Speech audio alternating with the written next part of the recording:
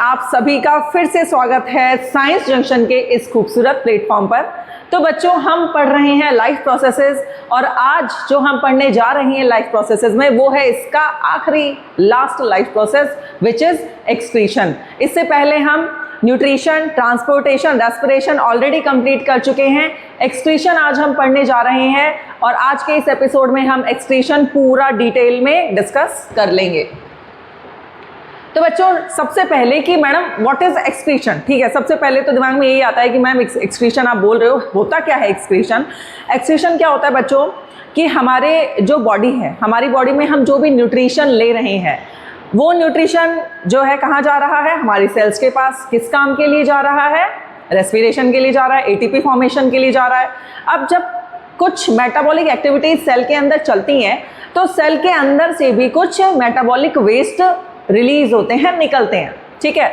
वो जो metabolic waste होते हैं वो नाइट्रोजनस होते हैं, ठीक है।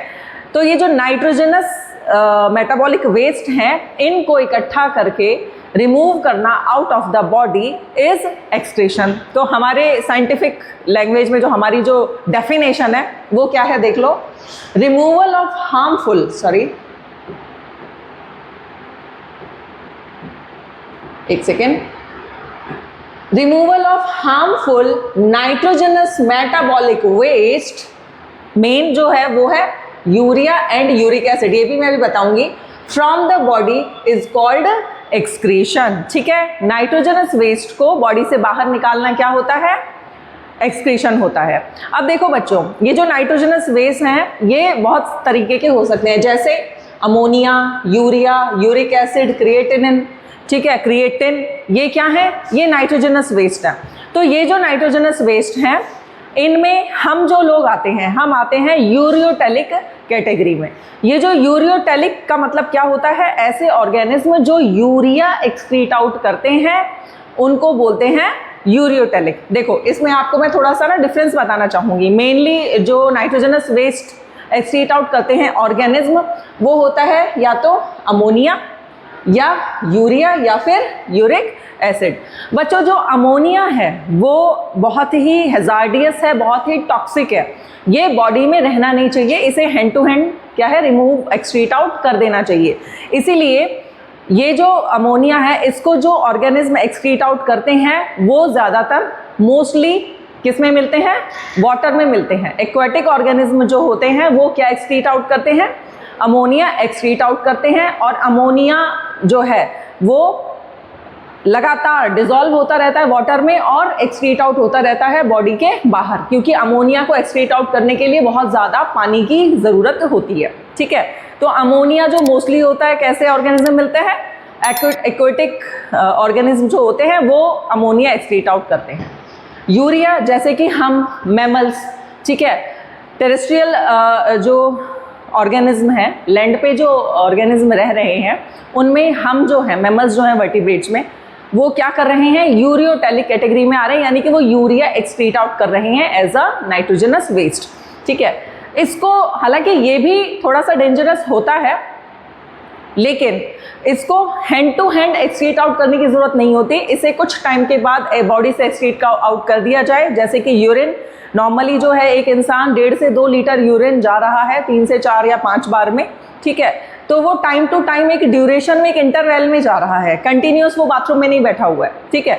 तो ये जो time to time excrete out हो रहा है यूरिया, तो इसको रिमूव करने के लिए बहुत ज़्यादा वाटर की ज़रूरत नहीं होती है, ठीक है।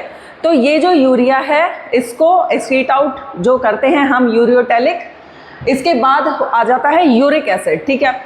यूरिक एसिड जो ऑर्गेनिज्म जो एक्सक्रीट आउट करते हैं उनको बोला जाता है यूरिकोटेलिक। क्या बोला जाता है? यूरिकोटेलिक। और अमोनिया एक्सक्रीट आउट करने वाले ऑर्गेनिज्म को कहा जाता है अमोनोटेलिक, ठीक है, ये याद रखिएगा। ये 3 मेजर नाइट्रोजनस वेस्ट है जो कि जनरली ऑर्गेनिज्म जो है एक्सक्रीट आउट करते हैं।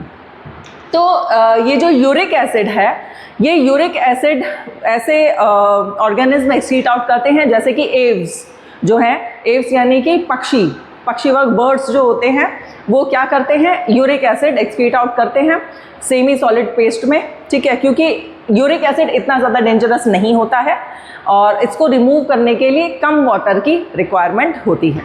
तो ये मैंने आपको क्लियर कर दिया है कि कौन कौन से कितने टाइप्स के नाइट्रोजनस वेस्ट हैं जो कि मेनली ऑर्गेनिज्म एक्सक्रीट आउट करते हैं, and we fall under this category ureotelic. तो बच्चों ये देखो, ये फर्स्ट जो लाइन है इसको मैं थोड़ा सा, मैंने आपको पहले भी एक डायग्राम जो है वो बना के समझाया था इसी लाइफ प्रोसेस में कि हमारी जो गट है, ठीक है, हमारी गट क्या करती है, फूड को डाइजेस्ट करती है। जो भी फूड हम खाते हैं यहाँ से इनटेक करते हैं वो उसको क्या करती है, डाइजेस्ट करती है। ओके, अब ये जो डाइजेस्टेड फूड है, ठीक है, न्यूट्रिएंट्स हैं, ये कहाँ पे भेजे जाते हैं, ये कहाँ भेजे जाते हैं, ये डायग्राम मैंने आपको पहले भी बनाया हुआ है बच्चों, पहले भी बना के बताया हुआ है। ये न्यूट्रिएंट्स कहाँ जाते हैं, आपकी ब्लड स्ट्रीम में। ये क्या है, ब्लड स्ट्रीम, ठीक है। अब ब्लड स्ट्रीम में क्या होता है, ब्लड स्ट्रीम में जब ये न्यूट्रिएंट्स आ जाते हैं तो ब्लड क्या करता है, हम ऑलरेडी पढ़ चुके हैं, ब्लड ट्रांसपोर्टेशन का काम कर रहा है और ब्लड इन न्यूट्रिएंट्स को कहाँ लेके जाएगा, हमारी बॉडी की जितनी भी सेल्स हैं वहाँ तक ये जो ब्लड है इन न्यूट्रिएंट्स को क्या करेगा, ट्रांसपोर्ट करेगा। अब ये जो न्यूट्रिएंट्स हैं इन सेल्स तक चले जाते हैं और ये जो सेल्स हैं क्या करती हैं, कुछ मेटाबॉलिक एक्टिविटीज़ करती हैं जो कि हमारे सर्वाइवल के लिए नेसेसरी है, यानी कि एटीपी का फॉर्मेशन भी उसी में आता है, रेस्पिरेशन। तो जो ये प्रोसेस करती हैं उसमें कुछ नाइट्रोजनस वेस्ट निकलता है, कुछ नाइट्रोजनस वेस्ट जो है वो निकलता है और वो वेस्ट क्या होता है, किस फॉर्म में होता है, यूरिया की फॉर्म में होता है। ये जो यूरिया है इसको वापस से कहाँ पे भेजा जाता है, इस यूरिया को वापस से डाला जाता है ब्लड स्ट्रीम में, किसके लिए, एक्सक्रीशन के लिए। अब ये ब्लड स्ट्रीम क्या कैरी करेगी, ये वेस्ट प्रोडक्ट भी कैरी करेगी, नाइट्रोजनस वेस्ट भी कैरी करेगी, यानी कि यूरिया कैरी करेगी और लेके जाएगी कहाँ पे, हमारा जो एक्सक्रीटरी सिस्टम है उसके पास। और हमारा एक्सक्रीटरी सिस्टम ब्लड को प्यूरिफाई करेगा, इन नाइट्रोजनस वेसेस को क्या कर देगा, हमारे बॉडी से एक्सक्रीट आउट करवा देगा। आई बात समझ में। चलते हैं तो आगे हमारा जो NCERT है उसकी रीडिंग कर लेते हैं। We have already discussed how organisms get rid of gaseous waste generated during photosynthesis और respiration। हमको पता है कि किस तरीके से फोटोसिंथेसिस हो रही है, उसमें जो कार्बन डाइऑक्साइड बन रही है या रेस्पिरेशन जो के टाइम जो बन रहा है उसको किस तरीके से बाहर निकाला जाता है। Other metabolic activities generate nitrogenous materials, ठीक है, जैसा मैंने अभी डिस्कस किया, which need to be remove, उसको भी बाहर निकालने की ज़रूरत होती है। The biological process involve in the removal of these harmful metabolic waste from the body is called excretion. उन हार्मफुल वेस्ट को बॉडी से बाहर निकालने की जो प्रोसेस है उसको क्या कहा, एक्सक्रीशन कहा। Different organisms use varied strategies to do this. Different type के जो ऑर्गेनिज्म है वो ये एक्सक्रीट आउट करने के लिए अलग अलग जो है मैकेनिज्म यूज़ करते हैं, स्ट्रेटजीज यूज़ करते हैं। मैनी यूनिसेल्यूलर यानी कि सिंगल सेल्ड ऑर्गेनिज्म जो हैं mostly they remove these waste by simple diffusion. वो किस तरीके से निकालते हैं, बाय सिंपल डिफ्यूजन। डिफ्यूजन हमको पता है क्या, movement of molecules from higher concentration to lower concentration, ठीक है। उसके थ्रू क्या करते हैं, बॉडी सरफेस के थ्रू बाहर सराउंडिंग में निकाल देते हैं। As we have seen in other process complex multicellular organism, जैसे हमारे जितने भी लाइफ प्रोसेसेस थे, न्यूट्रिशन हो, चाहे ट्रांसपोर्टेशन हो, चाहे रेस्पिरेशन हो, इसमें हम क्योंकि हम मल्टी सेल्यूलर हैं और कॉम्प्लेक्स मल्टी सेल्यूलर हैं तो हमारे पास पर्टिकुलर एक जो है सिस्टम प्रेजेंट है। तो हमारे लिए एक्सक्रीशन के लिए भी एक excretory system, special organs present है to perform the same function. वो सिस्टम क्या है उसके बारे में बात करते हैं। आ जाते हैं एक्सक्रीशन इन ह्यूमन बींग्स की हमारे अंदर, ह्यूमन बींग्स के अंदर एक्सक्रीशन किस तरीके से हो रहा है। देखो बच्चों, द एक्सक्रीटरी सिस्टम और ह्यूमन बींग्स इंक्लूड्स, क्या क्या है एक्सक्रीटरी सिस्टम में ह्यूमन बींग्स के। सबसे पहले तो अ पेयर ऑफ किडनीज, यानी कि जो हमारे किडनीज हैं वो कैसे हैं, वन पेयर, यानी कि अगर बात करें नंबर्स की तो 2 प्रेजेंट है, ठीक है। अ पेयर ऑफ यूरेटर्स, यानी कि यहाँ पे भी ये भी कितने प्रेजेंट है, 2 प्रेजेंट है, क्योंकि क्या है, ए पेयर है। ए यूरिनरी ब्लैडर, ये कितना है, 1 है नंबर में, क्यों, क्योंकि ए सिंगल यूरिनरी ब्लैडर होता है, 1 प्रेजेंट है। ए यूरेथ्रा, एक यूरेथ्रा प्रेजेंट होता है जिसके थ्रू जो है एक्सक्रीट आउट कर दिया जाता है यूरिन को। अब ये जो पार्ट्स हैं, parts of our excretory system, इनको डिटेल में समझते हैं कि एक्चुअल में ये है क्या। पहले एक बार यहाँ समझ लो, किडनी सबसे पहला क्या था, 1 पेयर ऑफ किडनी, ये आप देख रहे हैं। ये जो किडनी बीन शेप स्ट्रक्चर है, राजमा जैसे स्ट्रक्चर जो हम खाते हैं, उनका नाम इसलिए किडनी बीन्स है क्योंकि उनका स्ट्रक्चर किडनी से रिजेंबल करता है, ठीक है। तो 1 पेयर यानी कि 2 नंबर्स में हमारे पास किडनीज प्रेजेंट होती हैं। यहाँ पे क्या होता है, यहाँ पे ही जो है ब्लड फिल्टर आउट होता है, यानी कि जो नाइट्रोजनस वेस्ट है वो यहाँ पे इकट्ठा होता है और यहाँ से यूरेटर्स के थ्रू, यूरेटर्स क्या है, ट्यूब लाइक स्ट्रक्चर, ठीक है, जिनके थ्रू जो ये यूरिन है कहाँ जाता है, यूरिनरी ब्लैडर में जाता है। यहाँ यूरिनरी ब्लैडर के अंदर ये जो यूरिन है वो स्टोर रहता है, ठीक है। और जब भी इसको रिमूव आउट करना होता है फ्रॉम द बॉडी, उस प्रोसेस को हम मैच्योरेशन कहते हैं, जो कि किसके थ्रू होता है, यूरेथ्रा के थ्रू होता है, ठीक है। चलो देख लेते हैं किडनीज क्या होती है। Kidneys are located in the abdomen, ठीक है, हमारी जो एब्डोमेन है उसमें किडनीज प्रेजेंट होती है, बैक साइड में वर्टिब्रा के, यानी कि बैकबोन के हमारे either side of the backbone, backbone की दोनों तरफ जो है एब्डोमेन में पीछे की तरफ पोस्टीरियर साइड में किडनीज प्रेजेंट होती हैं। ये क्या करती हैं, दे फिल्टर आउट द ब्लड, इनका काम क्या है, ब्लड को फिल्टर आउट कर रहे हैं, एंड दे प्रोड्यूस यूरिन, और ये क्या कर रहे हैं, यूरिन प्रोड्यूस कर रहे हैं, यूरिन बना रहे हैं। यूरेटर्स का क्या काम है, जैसा कि अभी हमने कहा यूरेटर्स क्या काम कर रहे हैं, दे connect the kidney with urinary bladder, kidneys को किससे कनेक्ट कर रहे हैं, यूरिनरी ब्लैडर से कनेक्ट करने का काम कर रहे हैं ureters, tube like structure. They transport urine toward urinary bladder, ये क्या कर रहे हैं, ट्रांसपोर्ट कर रहे हैं किसको, यूरिन को, कहाँ, into the urinary bladder. Urinary bladder क्या है, it temporary stores urine, urinary bladder क्या कर रहा है कि यूरिन को टेम्पररीली स्टोर कर रहा है।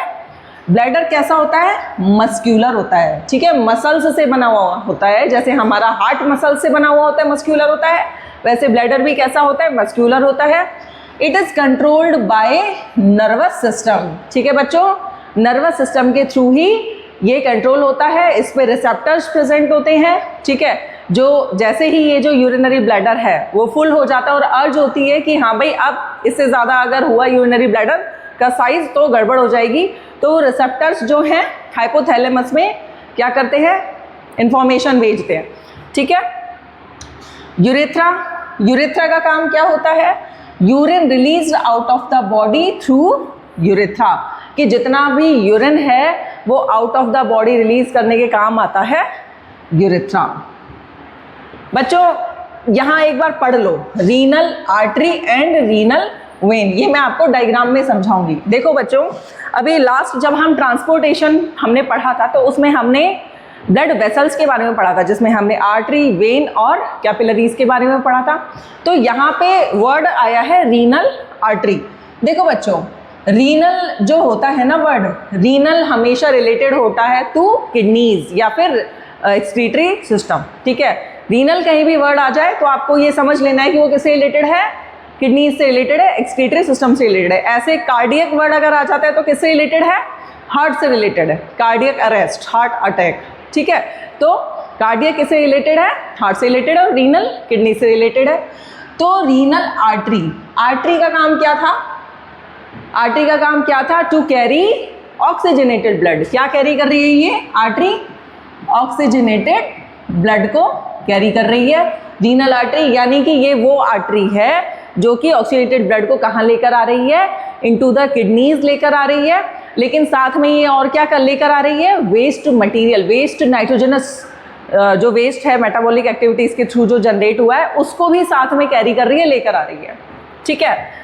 और रीनल वेन जो है, रीनल का मतलब अब मैंने आपको समझा दिया, वेन का मतलब कि ये कैसा ब्लड जो है ब्लड कैरी कर रही है, ये भी ऑक्सीजनेटेड ब्लड ही कैरी करेगी, नहीं सॉरी माय फॉल्ट, ठीक है। वेन है तो सीधी सी बात है डीऑक्सीजनेटेड ब्लड कैरी करेगी, ठीक है, डीऑक्सीजनेटेड ब्लड कैरी करेगी और इसके अंदर से वेस्ट मटेरियल भी निकला हुआ होगा, ठीक है। इतनी बात समझ में आई बच्चों? तो अभी मैंने आपको समझाया क्या, renal artery and renal when. देखो क्या लिखा हुआ है, ऑक्सीजनेटेड ब्लड, आर्टरी के बारे में बात कर रहे हैं, oxygenated blood and waste enter into kidney through renal artery, यानी कि ऑक्सीजनेटेड ब्लड रीनल आर्टरी के थ्रू कहाँ एंटर कर रहा है, किडनी के अंदर। रीनल वेन फिल्टर्ड ब्लड, ठीक है, इसके अंदर वेस्ट प्रेजेंट नहीं है और ये ब्लड अब कैसा है, डीऑक्सीजनेटेड ब्लड है, लीव्स थ्रू रीनल वेन, मतलब रीनल वेन के थ्रू जाता है। Excess water and toxic waste leaves through ureter as urine. अब यहाँ पे क्या हुआ, देखो बच्चों, जो एक्सक्रीटरी सिस्टम उसका काम क्या था, ब्लड को फिल्टर करना। अब ब्लड को फिल्टर अगर हम कर रहे हैं तो ऑस्मो रेगुलेशन की एक प्रोसेस होती है, यानी कि वाटर का जो कंटेंट है वो भी उनको जो है देखना पड़ेगा कि वाटर जो है वो भी ज़्यादा एक्सेस में हमारी बॉडी में ना रहे। तो एक्सेस जो एक्स्ट्रा अमाउंट ऑफ वाटर होगा उसको भी सॉल्ट्स के साथ क्या कर दिया जाएगा, एक्सक्रीट आउट, टॉक्सिक वेस्ट के साथ बॉडी से बाहर निकाल दिया जाएगा। Next PYQ and potential question also बच्चों। PYQ क्या है ये देखो, state the function of each of the following in the human excretory system. कब कब आया है, 18 में, 20 में, 22 में, 24 में, 25, 26 में नहीं आया है, इसलिए इसको मैंने पोटेंशियल क्वेश्चन मार्क किया है। 27 में आने के चांसेस हैं। देखो क्या क्या पूछा है, मतलब इसमें आपको डेफिनेशन बतानी है, किडनीज क्या होते हैं, यूरेटर्स क्या होते हैं और यूरिनरी ब्लैडर क्या होते हैं। जस्ट अभी जो मैंने अभी आपको जो स्लाइड दिखाई थी, ठीक है, किडनी क्या है, they filter the blood and they produce urine, ठीक है। यूरेटर क्या थे, they connect the kidney with urinary bladder, they transport urine from toward urinary bladder. चलो अब आ जाते हैं हमारे नेक्स्ट पार्ट पे। देखो बच्चों, हर एक ऑर्गन की अपनी एक स्ट्रक्चरल और फंक्शनल यूनिट हमने पढ़ी है। सेम इसी तरह जो हमारी किडनीज हैं उनकी भी अपनी एक स्ट्रक्चरल और फंक्शनल यूनिट होती हैं, जिन्हें हमने क्या कहा, जो क्या होती हैं एक्चुअली, नेफ्रॉन होती हैं, ठीक है। नेफ्रॉन क्या है, स्ट्रक्चरल एंड फंक्शनल, यानी कि ये बहुत सारी मिलियंस ऑफ नेफ्रॉन्स मिलके स्ट्रक्चर भी बना रही हैं और यही मिलियंस ऑफ नेफ्रॉन्स मिलके फंक्शन भी कंप्लीट कर रही हैं, किसका, किडनी का। It helps in filtration of blood, क्या काम कर रही है ये, फिल्ट्रेशन ऑफ ब्लड का काम कर रही है। Millions of nephrons are present in each kidney. देखा आप कितने लखपति हैं, मिलियंस ऑफ नेफ्रॉन्स आपके पास प्रेजेंट है इन ईच किडनी। तो पार्ट्स ऑफ द नेफ्रॉन कौन कौन से हैं, आइए बात करते हैं। सबसे पहला पार्ट होता है दैट इज ग्लोमेरुलस, ठीक है। देखो इसके लिए एक डायग्राम बनाते हैं, ठीक है, डायग्राम बना के समझते हैं क्या है ये। देखो बच्चों, एक छोटा सा डायग्राम बनाते हैं ताकि आपको समझ में आए कि मैम क्या बताना चाह रही हैं।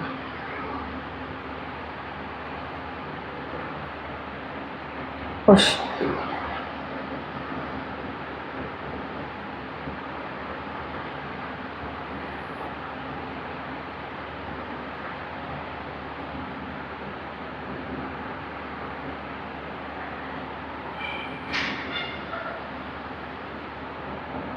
देखो ध्यान से देखते जाओ बच्चों, साथ साथ देखोगे तो डायग्राम बनाने में इजी भी रहेगा।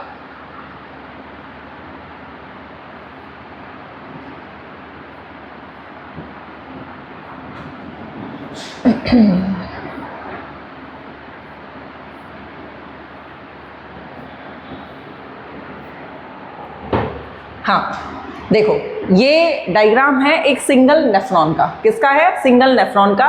ये जो सिंगल नेफ्रॉन है बच्चों, देखो इसमें मैं अब आपको पार्ट्स बताऊंगी इसके। यहाँ से एक नेफ्रॉन के अंदर देखो जितने नेफ्रॉन्स होते हैं, ठीक है, उतनी ही आर्टरी, जो रीनल आर्टरी आई थी वो डिफरेंट मतलब वो बहुत सारी मैनी आर्टीरियोल्स के अंदर डिवाइड हो जाती है, ठीक है। जैसे एओर्टा डिवाइड होती है आर्टरी में, वैसे आर्टरी डिवाइड होती है आर्टीरियोल्स में, ठीक है। तो यहाँ से जो है एक आर्टीरियोल आएगा, ठीक है, और ये आर्टीरियोल यहाँ पे ब्रेक डाउन हो जाएगा, ठीक है, और ब्रेक डाउन होके यहाँ से निकल जाएगा। तो जो आर्टीरियोल यहाँ पे ब्लड लेकर आ रही है, यहाँ से क्या आ रहा है? इस आर्टीरियोल से क्या आ रहा है? ब्लड आ रहा है, ठीक है, फिल्टर होने के लिए। इसको हमने बोला एफरेंट आर्टीरियोल। क्या बोला? Efferent arteriole. और जहाँ से ये ब्लड निकल के जा रहा है इसको हमने बोला इफरेंट। कंफ्यूज मत होना बच्चों, ठीक है। ये हालांकि आपके बुक के अंदर नहीं है, मैं सिर्फ समझाने के लिए आपको ये बता रही हूँ क्या है। इफरेंट आर्टीरियोल क्या होता है? यहाँ से जब निकला तो ब्लड जो निकल रहा है यहाँ से वो आ रहा है इफरेंट आर्टीरियोल में, ठीक है। फिर ये इफरेंट आर्टीरियोल जाएगी, ये ब्लड कैपिलरीज किसको कवर करेंगी? पीसीटी को, ठीक है। ये क्या है? ये है पीसीटी। ये जो कॉन्वोल्यूटेड ट्यूब्यूल आपको दिखाई दे रही हैं, देखो मैं अभी आपको थोड़ा सा पहले जर्नल बता देती हूँ, फिर इसके काम के बारे में बताऊंगी। यहाँ पे ये जो आर्टीरियोल ब्रेकडाउन हुई थी बच्चों, ये आर्टीरियोल यहाँ पे एक क्लस्टर ऑफ कैपिलरीज बना लेती है, ठीक है। तो इस क्लस्टर ऑफ कैपिलरीज को हम बोलते हैं ग्लोमेरुलस।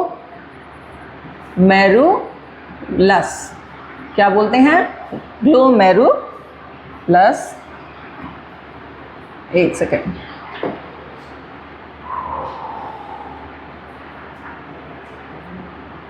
क्या बोलते हैं? ग्लोमेरुलस, ठीक है। उसके बाद एफरेंट आर्टीरियोल लेकर आ रही थी ब्लड, यहाँ पे क्या हुआ? ब्लड फिल्टर हुआ, बाहर जो थोड़ा ब्लड निकला उसको हमने कहा इफरेंट आर्टीरियोल। अंदर जो कैपिलरीज का क्लस्टर बना था उसको हमने कहा ग्लोमेरुलस। और ये जो कप शेप्ड स्ट्रक्चर आपको दिख रही है, this is what? Bowman's capsule. In the name of scientist, ये क्या है? Bowman's capsule. जिन साइंटिस्ट ने इसकी डिस्कवरी की थी उनके नाम पे ये बोमन्स कैप्सूल, ठीक है। उसके बाद एक ये कॉन्वोलेटेड आपको जो है ट्यूब्स का स्ट्रक्चर दिख रहा है, ठीक है। यहाँ पे जो ये नेफ्रॉन जो है, इसमें जो ये ट्यूब्स जो है आपस में कॉन्वोलेटेड हो जाती हैं, इनको हम बोलते हैं प्रॉक्सिमल, पीसीटी, ठीक है। क्या बोलते हैं? पीसीटी, यानी कि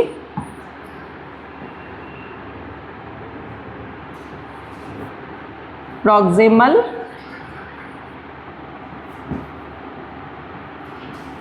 कॉन्वोल्यूटेड ट्यूब्यूल,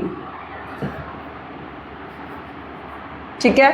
और ये जो बाहर दूर थोड़ा सा जो दूर है वो कॉन्वोलेटेड ट्यूब्यूल जो है उनको कहा डिस्टल। डिस्टल मतलब दूर वाली, प्रॉक्सिमल मतलब पास वाली। डिस्टल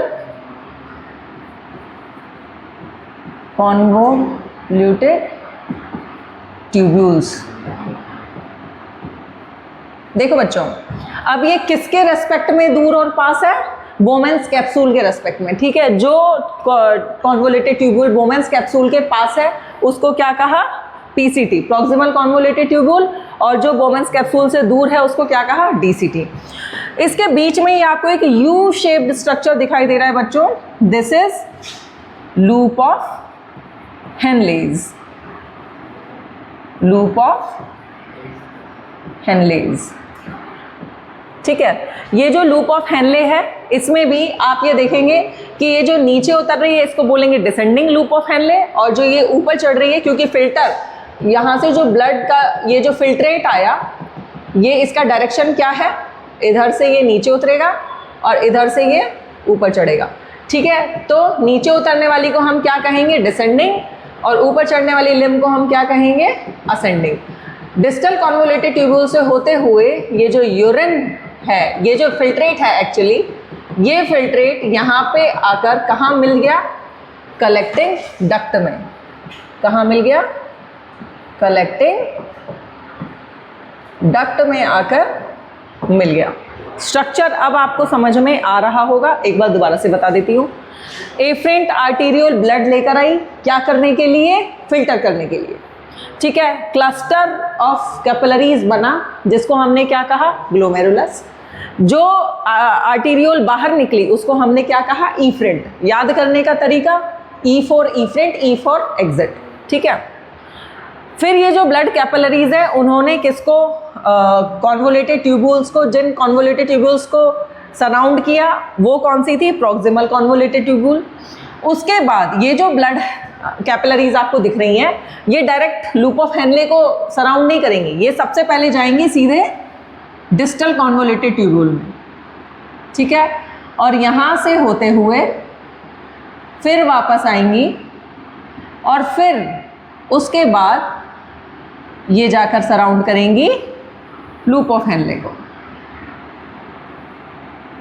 डिस्टल कॉन्वोलेटेड ट्यूब्यूल्स में आने के बाद फिर सराउंड करेंगी लूप ऑफ हेनले को और उसके बाद जाके किसमें? छोटे छोटे वेन्यूल्स, वेन्स जो बनेंगी वो छोटे छोटे वेन्यूल्स से मिलकर बनेंगी। तो ये जो वेन्यूल्स हैं ये सारी जाकर मिल जाएंगी वेन्स में, और वेन्स जाके निकल जाएंगी, रेनल वेन जाके निकल जाएगी और कहाँ पे जाके मिल जाएगी? इंफीरियर वेना केवा में, ठीक है। कल हमने पढ़ा था इंफीरियर एंड सुपीरियर। चलो, इतनी कहानी आपको समझ में आई। ये क्या था? यहाँ पे जो कैपिलरीज थी वो किसको सराउंड कर रही थी? पीसीटी को, प्रॉक्सिमल कॉन्वोलेटेड ट्यूब्यूल को। उसके बाद जो यहाँ पे डीसीटी को सराउंड कर रही थी कैपिलरीज, ठीक है। और उसके बाद इन्होंने किसको? लूप ऑफ हेनले को सराउंड किया। यहाँ पे भी इन कैपिलरीज का एक नाम होता है जिसे हम बोलते हैं वासा रेक्टा। हालांकि बच्चों इसमें से बहुत कुछ आपके सिलेबस में नहीं है, लेकिन फिर भी समझने के लिए जो अभी हम आगे पढ़ेंगे, फिल्ट्रेशन ऑफ ब्लड समझने के लिए हमें इनके पार्ट्स जानना बहुत ज़रूरी है। तो आई होप आपको जो स्ट्रक्चर ऑफ नेफ्रॉन है वो समझ में आ गया होगा। अब हम करते हैं इसकी रीडिंग, कहना क्या चाह रहा है। ग्लोमेरुलस, जैसा कि अभी हमने देखा, ग्लोमेरुलस क्या था? क्लस्टर ऑफ ब्लड वेसल्स, ठीक है। एफरेंट आर्टीरियल लेकर आ रही थी, क्लस्टर बना कहाँ पे? बोमेंस कैप्सूल में, और निकल गया फिर। तो उस क्लस्टर को हमने क्या कहा? ग्लोमेरुलस। बोमेंस कैप्सूल क्या था?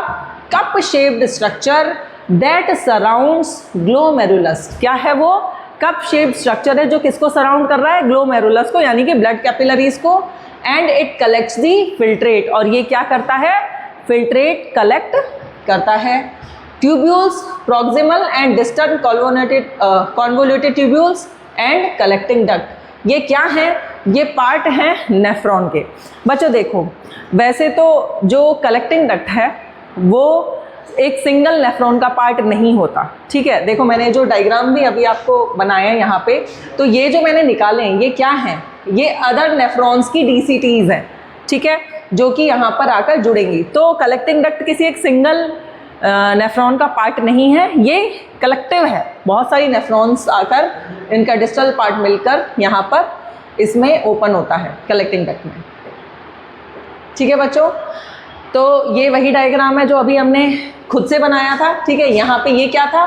ग्लोमेरुलस। यहाँ इफरेंट आर्टीरियल लेकर आ रही थी, ब्रांच ऑफ रीनल आर्टरी, यानी कि एफरेंट आर्टीरियल, और यहाँ से लेके जा रही थी इफरेंट आर्टीरियल। देखो इनने पहले किसको? पीसीटी को सराउंड किया, उसके बाद कहाँ चली गई हैं? डीसीटीज में चली गई हैं। और डीसीटी के बाद देखो ये आई है कहाँ पे?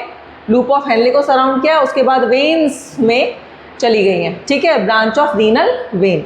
तो यहाँ पे आप देख रहे हो ये क्या था? पीसीटी, ये डीसीटी, ये क्या है? Collecting duct. तो ये थोड़ा सा क्या कॉम्प्लिकेटेड है, ये एक्चुअल में ऐसी ही होती हैं, ठीक है। लेकिन आपको समझाने के लिए मैंने इसको थोड़ा सा, इस डायग्राम को थोड़ा सा खोल के बना दिया था, अदरवाइज ये ऐसे ही कंजस्टेड होती हैं जिसमें आपको फिर कुछ समझ नहीं आता, कहते तो मैडम क्या पढ़ा रही है, ठीक है। चलो नेक्स्ट चलते हैं, steps of formation of urine. देखो जो स्टेप्स होते हैं फॉर्मेशन ऑफ यूरिन के, 3 स्टेप्स में यूरिन फॉर्मेशन कंप्लीट होता है। सबसे पहला जो स्टेप होता है दैट इज ग्लोमेरुलर फिल्ट्रेशन। अब देखो ग्लोमेरुलस जहाँ नाम आ गया वहाँ आपको समझ में आ जाएगा कि ग्लोमेरुलस जो था यानी कि क्लस्टर ऑफ कैपिलरीज था उससे रिलेटेड है। वहाँ पे क्या हो रहा है? फिल्ट्रेशन चल रहा है। कैसे चल रहा है देखो क्या लिखा है, nitrogenous waste, glucose, water, amino acid, excessive salts from the blood are filtered and initial filtrate enters into cup shaped Bowman's capsule. अब देखो यहाँ पे ये जो भी लिखा है, यानी कि nitrogenous waste, salts, glucose, water, amino acid, ठीक है, ये कहाँ फिल्टर हो रहे हैं, यहाँ पे फिल्टर हो रहे हैं। देखो होता क्या है बच्चों, आप समझना प्रोसेस, यहाँ से ब्लड आया, ठीक है, ब्लड ने एंट्री की कहाँ पे, बोमन्स कैप्सूल में। अब वो जो ब्लड है उसके अंदर सब कुछ प्रेजेंट है, उसमें सॉल्ट्स भी हैं, हार्मोन्स भी हैं, एक्सेसिव वाटर्स भी हैं, ब्लड सेल्स भी हैं। तो होता क्या है बच्चों, नाइट्रोजनस वेस्ट भी है। होता क्या है कि यहाँ पे जो क्लस्टर ऑफ कैपिलरीज बनी, ब्लड देखो, अब आप ज़रा सोचना, ये मैंने बनाया थोड़ा सा वाइड, ठीक है, और ये मैंने बनाया थोड़ा सा नैरो। ये मत सोचना मैडम आपने गलती से बना दिया, मैंने गलती से नहीं बनाया, ये एक्चुअली में ऐसा ही होता है। क्यों? क्योंकि जब आने वाली एंट्री जब ब्रॉड होगी और एग्जिट जब नैरो होगी तो भगदड़ मचेगी ना, ठीक है, तो प्रेशर बढ़ेगा जहाँ पे ये इकट्ठे हो रहे हैं वहाँ पे।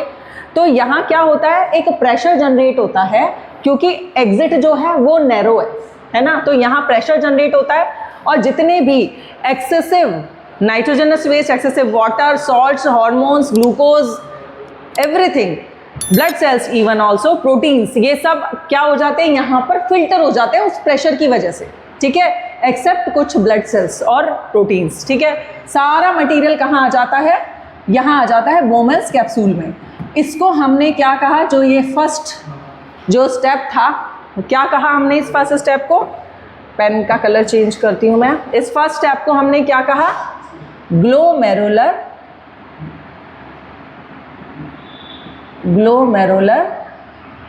फिल्ट्रेशन, ठीक है। यहाँ पे क्या हुआ, ग्लोमेरुलर फिल्ट्रेशन, यानी कि ब्लड पूरा का पूरा फिल्ट्रेट हो गया, ठीक है। अभी ये जो यहाँ से इफेरेंट आर्टीरियोल से निकला ना बच्चों, इसमें बहुत कम ब्लड, कुछ अमाउंट का वाटर, जिसके अंदर वो ब्लड सेल्स थी, प्लाज्मा, वो प्रेजेंट है। इसके अलावा सब कुछ कहाँ आ गया है, इस ग्लोमेरुलर फिल्ट्रेशन में, बोमन्स कैप्सूल में आ गया है, जिसको हमने क्या कहा, यूरिन नाम नहीं दिया। ये क्या है अभी, ये है फिल्ट्रेट। क्या है ये, फिल्ट्रेट। अभी ये यूरिन नहीं है, ये फिल्ट्रेट है, ठीक है। अब क्या होगा, अच्छा एक चीज़ और बताती हूँ मैं, ये जो फिल्ट्रेट है on an average around 180 litre जो है पर डे फिल्टर होता है every normal adult human being के अंदर। कितना, 180 लीटर। ज़रा अब सोचो 180 लीटर मैडम, इतना तो यूरिन भी नहीं आता है। कितना आता है यूरिन, 1.5 से 2 लीटर ही तो आता है, तो बाकी का कहाँ गया, उस अभी बताएंगे, आपको सब समझ में आएगा। 180 लीटर पर डे क्या हो रहा है, ये फिल्ट्रेट में आ रहा है, सब कुछ तो बाहर निकल रहा है मैडम, फिर हम जिंदा कैसे हैं। बहुत बड़ा रीज़न है उसके पीछे, उसका सेकंड स्टेप, ठीक है। फर्स्ट स्टेप क्या है, ग्लोमेरुलर फिल्ट्रेशन। प्रेशर इतना आया ग्लोमेरुलस का कि सारे ब्लड सेल्स, जितने भी न्यूट्रिएंट्स हैं, ठीक है, सारे तो नहीं, कुछ ब्लड सेल्स, कुछ proteins, nutrients, salts, glucose, hormones, nitrogen waste, सब फिल्ट्रेट में आ गया। और फिर ये आगे बढ़ा, कहाँ बढ़ा, पीसीटी पे, ठीक है। अब बच्चों ये जो पीसीटी है ना, यही मेजर काम करती है, जिसकी वजह से हम जिंदा हैं, जिसकी वजह से सारे काम प्रोसेस चल रहे हैं। क्या करती है, ये करती है हमारा सेकंड स्टेप। सेकंड स्टेप क्या है, सेलेक्टिव रीएब्जॉर्प्शन। क्या है, सेलेक्टिव रीएब्जॉर्प्शन, यानी कि यहाँ पे ये जो ब्लड कैपिलरीज है ना बच्चों, ये क्या करेंगी, ये 80% जो हैं, ऑलमोस्ट 80% न्यूट्रिएंट्स को, वाटर को, सॉल्ट्स को, हार्मोन्स को, ग्लूकोज को, सबको रीअब्जॉर्ब कर लेगी, ठीक है। अब इसने क्या कर लिया है, रीअब्जॉर्ब कर लिया है। इसका मतलब क्या हुआ कि अब ये जो फिल्ट्रेट कितना था, 180 लीटर था, अब ये 180 लीटर नहीं जाएगा यूरिन में वही 2 लीटर्स जाएगा, ठीक है। 80% भी नहीं, ये तो बल्कि मैंने तो कम ही बोल दिया है, ठीक है। इसको हम इरेज कर, सॉरी, अंडू, यस हो, ठीक है, इसे हम इरेज कर देते हैं, ठीक है। अभी आप ये समझो कि कितना फिल्ट्रेट जा रहा है, फिल्ट्रेट हो रहा है 180 लीटर पर डे, पर यूरिन कितना आउट हो रहा है 2 लीटर। वाई?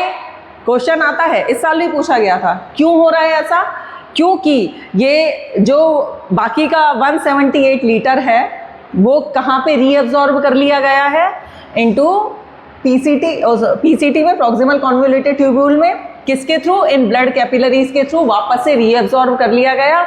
जिस स्टेप को हमने क्या नाम दिया? इस स्टेप को हमने क्या नाम दिया? Selective reabsorption. क्या कहा? Selective reabsorption. तो 2 स्टेप्स तो हमारे यहाँ पे कंप्लीट हो गए हैं। ठीक है, पढ़ लेते हैं क्या लिखा है। देखो, सेलेक्टिव रीअब्जॉर्प्शन क्या है? Useful substances like glucose, amino acids, salts and major amount of water from the filtrate are reabsorbed back by capillaries surrounding the nephron. Nephron का मतलब यहाँ पे किससे है? पीसीटी से है। ठीक है, पीसीटी को जो सराउंड कर रही थी ब्लड कैपिलरीज, उनके द्वारा बाय देम क्या कर लिया गया है? रीअब्सॉर्ब कर लिया गया है।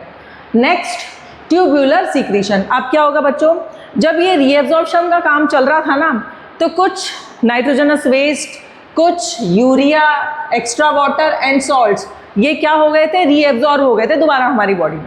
ठीक है, तो अब बॉडी को फिर पता चला कि ये तो फिर से आ गए हमारी बॉडी के अंदर रीअब्सॉर्प्शन के टाइम पे, तो इनको दोबारा से बाहर निकालो और उस पॉइंट पे बाहर निकालो कि वापस अंदर आने की कोई गुंजाइश ही ना बचे। ठीक है, तो ये क्या करते हैं, जब डीसीटी तक वो जाता है, डीसीटी मतलब डिस्टल कॉन्वोल्यूटेड ट्यूब्यूल तक ये जो फिल्ट्रेट पहुंचता है, तो वहाँ पे उस टाइम पे जो भी यूरिया, एक्स्ट्रा वाटर और सॉल्ट से जो रीअब्सॉर्ब कर लिए थे, उनको वापस से सीक्रीट कर दिया जाता है into the tubule.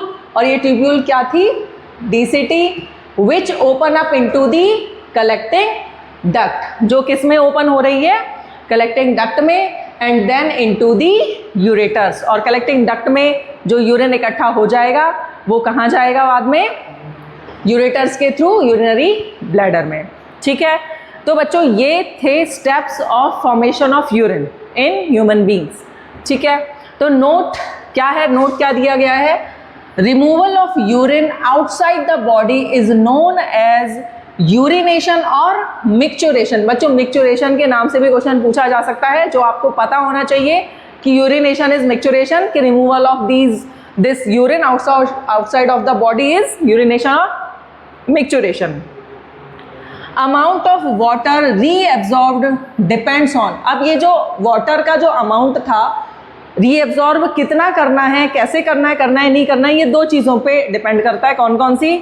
1, amount of excess water in body. अगर बॉडी के अंदर एक्सेसिव वाटर प्रेजेंट है, एक आदमी, एक ह्यूमन बीइंग हाइड्रेटेड रहने के लिए पानी पानी पानी पानी पानी पिए जा रहा है, तो क्या होता है? वो बार बार वॉशरूम भागता है। ऐसा ही होता है ना? क्यों भागता है? क्योंकि उस एक्सेसिव वाटर की रिक्वायरमेंट नहीं है, वो जो ज़बरदस्ती पिए जा रहा है। ठीक है, एक लिमिटेड 3 से 4 litre is more than sufficient है। आपको इससे ज़्यादा अगर आप पीते हो तो फिर आप बार बार वॉशरूम ही जाओगे। ठीक है, तो उस चीज़ को, वो क्या है? वो एक्सेसिव वाटर की कैटेगरी में आ जाता है। तो उस एक्सेसिव वाटर को रिलीज आउट करने के लिए बॉडी क्या करती है? उसको रीएब्सॉर्ब नहीं करती है और बाहर निकाला जाता है। ठीक है, amount of dissolve waste to be excreted, यानी कि हमारे बॉडी के अंदर जो कितना अमाउंट जो है नाइट्रोजनस वेस्ट का है, उस पर भी डिपेंड करता है। अगर ज़्यादा अमाउंट है तो भाई वाटर के साथ ही निकलेगा वो। ठीक है, ये बहुत सारी चीज़ें हैं जिन पे डिपेंड करेगी क्या? Reabsorption of water. तो देख लेते हैं एनसीईआरटी में क्या लिखा है। एक्सक्रीशन इन ह्यूमन बींग्स, जो भी हमने पढ़ा है वही है, जस्ट थोड़ा सा रीड करना ज़रूरी है एनसीईआरटी, जैसा मैंने आपको बताया था। The excretory system of human beings includes a pair of kidney, a pair of ureter, a urinary bladder and a urethra. Kidneys are located in the abdomen, one on either side of the backbone, यानी कि हमारी backbone के दोनों तरफ present होती हैं। Urine produced in the kidneys passes through the ureters, जो kidney के अंदर यूरिन बन रहा है वो यूरेटर से पास होके कहाँ जाता है? Into urinary bladder, where it is stored until it is released through the urethra, तब यूरेथ्रा तब तक इसको स्टोर करके रखा जाता है जब तक कि यूरेथ्रा के थ्रू इसको बाहर ना निकाल दें। How is urine produced? अब यहाँ ये क्या था, स्ट्रक्चर ऑफ एक्सक्रीटरी सिस्टम था, ठीक है। अभी यहाँ पे क्या स्टार्ट हो गया है, यहाँ पे यूरिन बनने की प्रोसेस स्टार्ट हो गई है। कैसे? The purpose of making urine is to filter out waste products from the blood just as carbon dioxide is removed from the blood in the lungs. देखो इससे रिलेटेड भी इस बार क्वेश्चन आया था, अभी करवाऊंगी, याद रखना। क्या काम हो रहा है? फिल्ट्रेशन का काम हो रहा है। किस तरीके से हो रहा है? बिल्कुल वैसे ही हो रहा है जैसे हमारे लंग्स के अंदर जो नेफ्रॉन्स हैं वो क्या फिल्टर कर रही हैं, कार्बन डाइऑक्साइड को फिल्टर कर कर out of the body release कर रही हैं। Nitrogenous waste such as urea and uric acids are removed from blood in the kidneys. इसी तरीके से हमारे किडनी के अंदर जो नेफ्रॉन्स हैं वो क्या काम कर रही हैं? फिल्ट्रेशन का ही काम कर रही हैं, लेकिन वो क्या फिल्ट्रेट कर रही हैं? नाइट्रोजनस वेस्ट फिल्टर कर रही हैं। It is then no surprise that the basic filtration unit in the kidney, यानी कि हमारी किडनी के पास भी क्या है, एक बेसिक यूनिट है। Like in the lungs is a cluster of very thin walled blood capillaries, ठीक है। ब्लड के अंदर लंग्स के अंदर जिस तरीके से बहुत सारी जो ब्लड कैपिलरीज हैं वो प्रेजेंट होती हैं।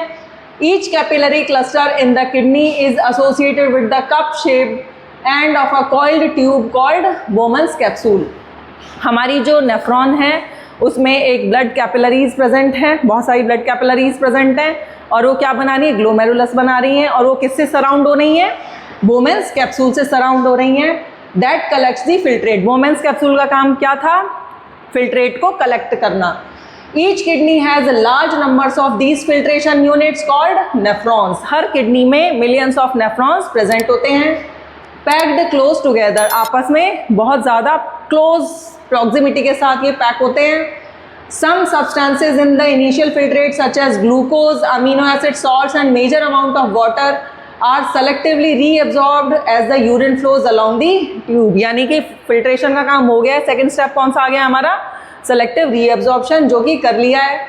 The amount of water reabsorbed depends on how much excess water there is in the body. जो अभी हमने डिस्कस किया था कि अमाउंट ऑफ वाटर जो रीअब्जॉर्ब किया जा रहा है वो किस पे डिपेंड कर रहा है कि कितना फ्लूइड, कितना वाटर बॉडी के अंदर प्रेजेंट है, and on how much of dissolved waste there is to be excreted, और कितना अमाउंट जो है उसको एक्सक्रीट आउट करना है वेस्ट मटेरियल का।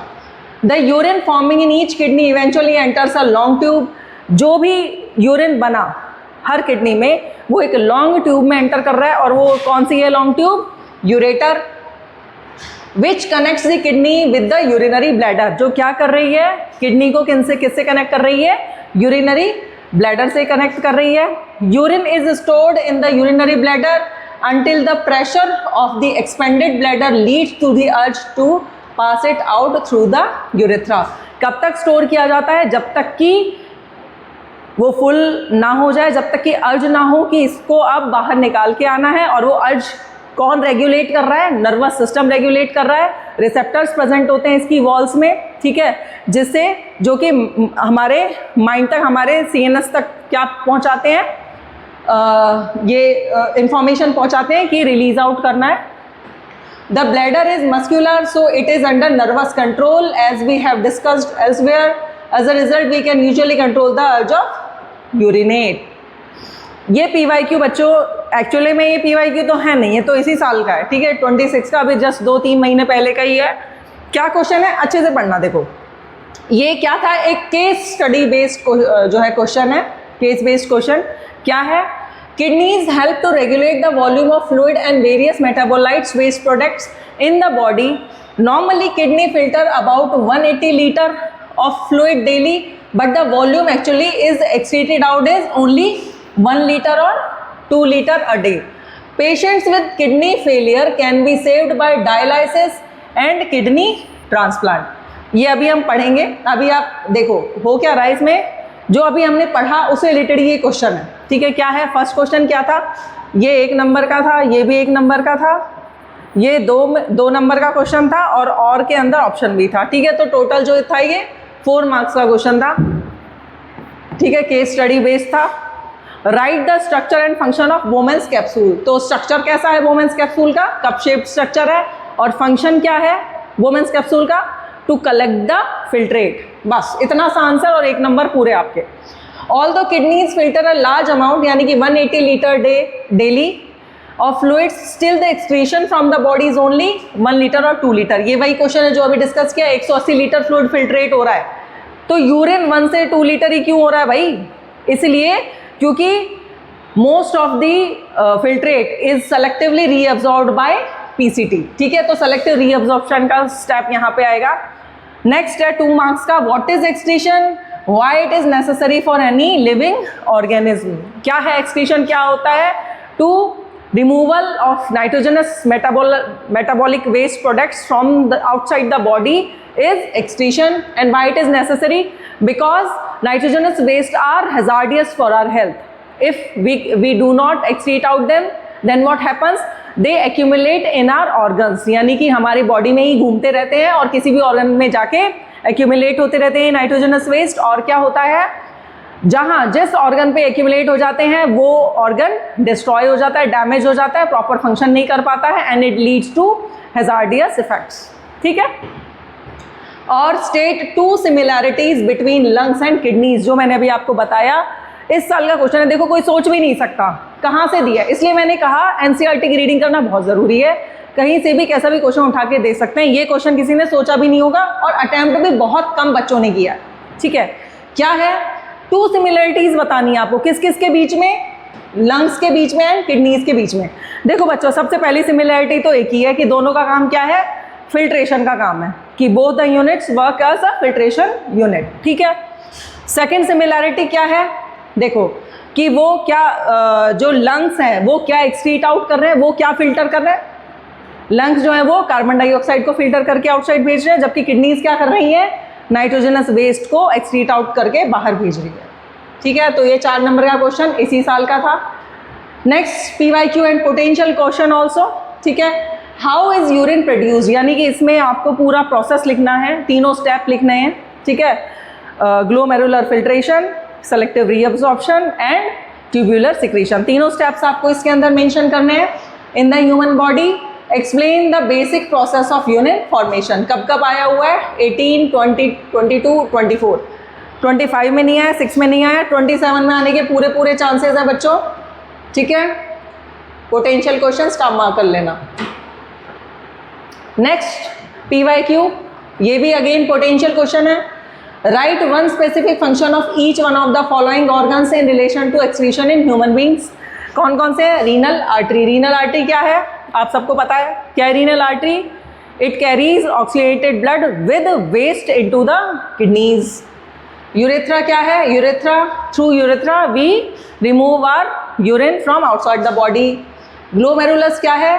Cluster of blood capillaries which are present into the Bowman's capsule.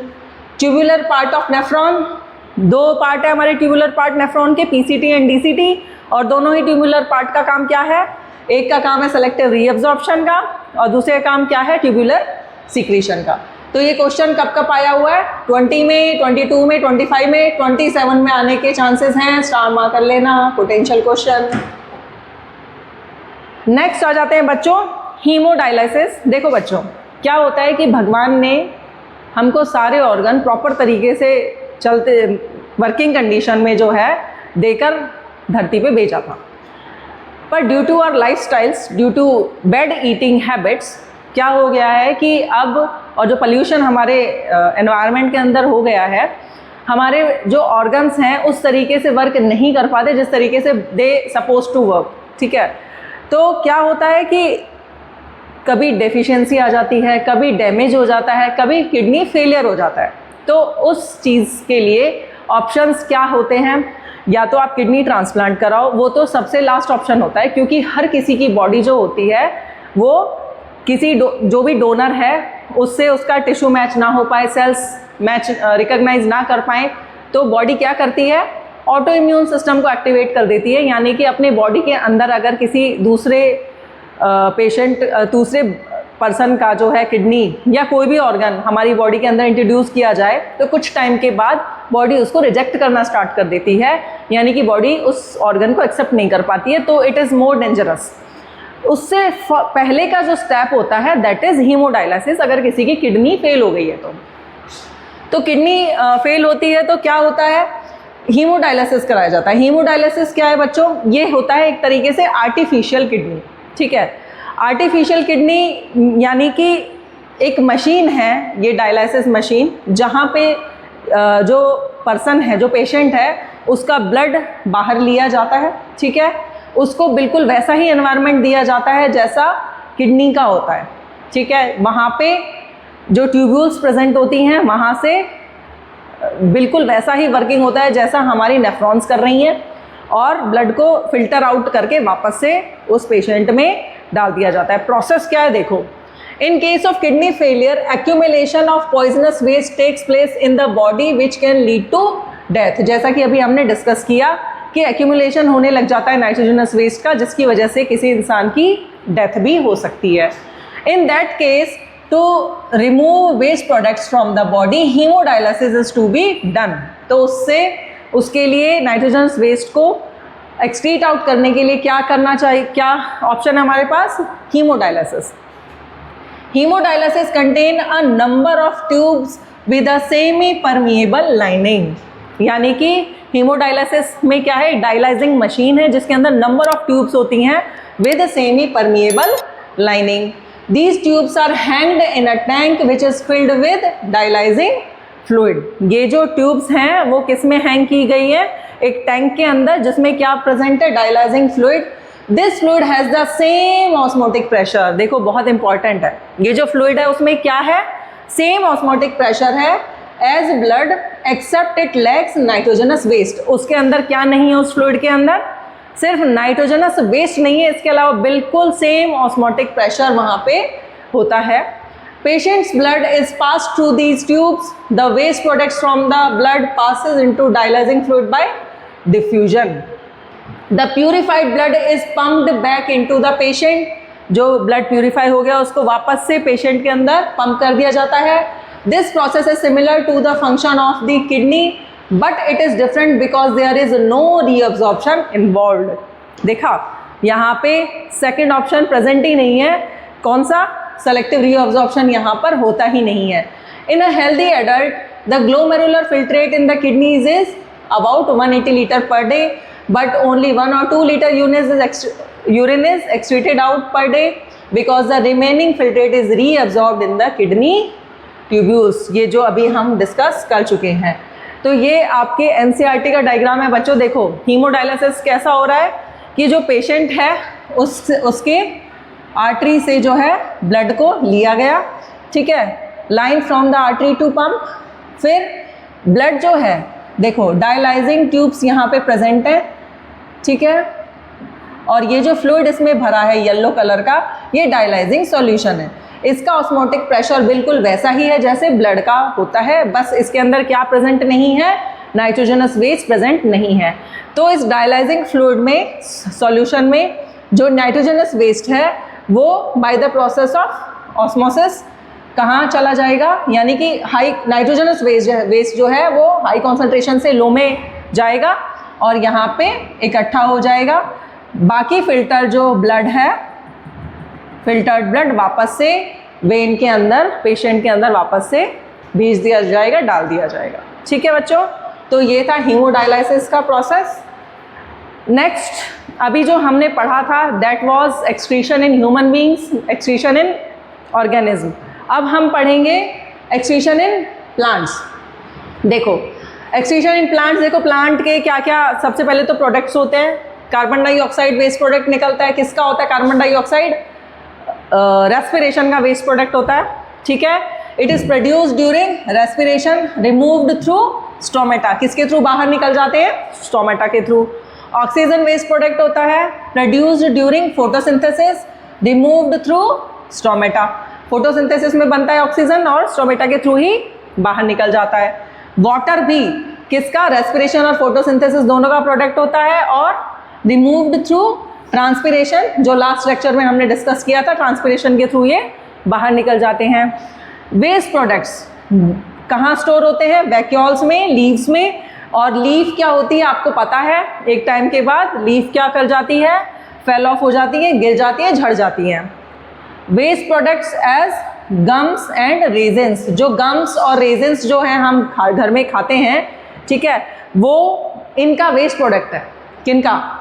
जो गोंद के लड्डू आप खा रहे हो ना, that gum is a waste product of plants, ठीक है। वो कहाँ स्टोर होते हैं? ओल्ड जाइलम में होते हैं और ये रिमूव कर दिए जाते हैं through cuts to the bark. उनको कैसे निकालते हैं हम? बार्क के अंदर कट लगा के ही उनको निकालते हैं। रबर हुआ, ठीक है, और ये आपका गोंद हुआ, गम, रेजेंस, ये क्या है? ये बाय प्रोडक्ट है इनके, ठीक है, इनके वेस्ट प्रोडक्ट्स हैं जिनको हम बार्क में कट लगाकर इकट्ठा करते हैं उनको, ठीक है, कलेक्ट करते हैं और अपने लिए यूज़ करते हैं। तो इस तरीके से प्लांट्स में एक्सक्रीशन होता है। चलिए देख लेते हैं एक बार एक्सक्रीशन प्लांट्स, जो हमारी NCERT बोलती है। क्या बोलती है? Plants use completely different strategies for excretion than those of animals. Oxygen itself can be thought of as a waste product generated during photosynthesis. We have discussed earlier how plants deal with oxygen as well as CO2. हम ये पहले पढ़ चुके हैं, CO2 और oxygen कैसे plant बाहर निकालते हैं, स्टोमेटा के through. They can get rid of excess water through transpiration.